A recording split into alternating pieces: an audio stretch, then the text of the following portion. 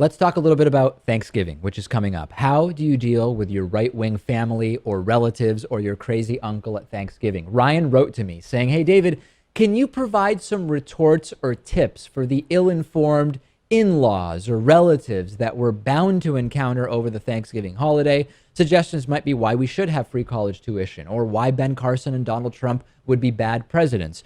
I'm going to issue some general tips here because I actually have had to deal with this quite a bit. Do not argue over points of fact. I think this is one of the key things. Sometimes you'll start hearing crazy stuff said like, oh, the earth is 6,000 years old, or Donald Trump is, I don't even know. You'll just hear arguments about points of fact. Abstinence-only sex education reduces the number of abortions people get. My focus when it's a family conversation, instead of starting to play point counterpoint with points of fact, would be to appeal to the empathetic family connection. Try to say, listen, well, I don't know how much you want to say, but maybe you have a personal story where you can say, my current fiance, had abstinence-only sex education, and she had no idea how pregnancy and birth control actually worked, and she got pregnant, and she needed an abortion. You obviously are empathetic towards my fiance, right? I don't know. I think it as a general thing, the arguments around points of fact at the Thanksgiving dinner table, I don't think are the way to go. I think, keep it about family, keep it about people.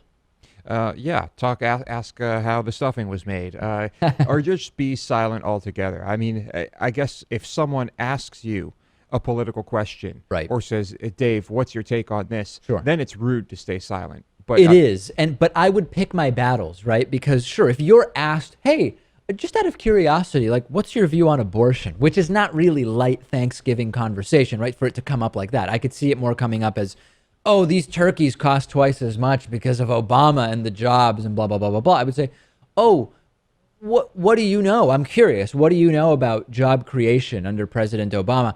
Oh, he's killed jobs. Really? Oh, where did you get that information? Like, did you get it from the Bureau of Labor Statistics, or where did you get it?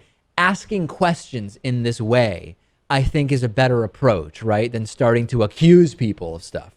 Yeah, because you can, they can make themselves look foolish, I guess, if with a certain line of questioning. Yeah. But they might still get angry with you. I think really it's every situation is a little different.